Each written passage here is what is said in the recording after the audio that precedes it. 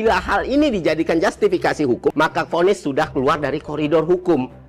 Kalau hakim secara eksplisit menyebut sistem ekonomi kapitalistik sebagai alasan atau dasar pertimbangan hukum, dan itu jadi bagian dari rasio desiden, alasan logis keputusannya, maka itu bisa dibilang grounded of appeal alias dasar banding. Karena satu, salah secara terminologi hukum dan ekonomi. Dua, nggak punya kekuatan normatif dalam sistem hukum nasional. Tiga, bisa dianggap sebagai reasoning flaw yang menyesatkan jalannya keputusan.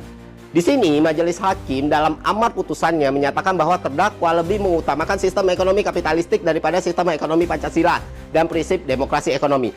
Pernyataan tersebut digunakan sebagai bagian dari pertimbangan pemberat vonis. Namun, penggunaan istilah sistem ekonomi kapitalistik sebagai norma pembanding dalam proses penjatuhan pidana adalah bentuk cacat pertimbangan hukum karena satu, tidak memiliki dasar konstitusional. Kedua, tidak ada satupun ketentuan konstitusional maupun peraturan perundang-undangan yang menetapkan ekonomi kapitalistik sebagai sistem hukum atau prinsip ekonomi yang wajib dijalankan atau dijauhi oleh warga negara. Karena kita harus memahami ini bersifat ideologis bukan normatif, sehingga tidak dapat dijadikan sebagai standar legalitas dalam pembuktian kesalahan pidana. Bila hal ini dijadikan justifikasi hukum, maka vonis sudah keluar dari koridor hukum dan masuk ke wilayah bias ideologi pribadi hakim yang seharusnya tidak diperkenankan dalam sistem peradilan yang objektif dan imparsial.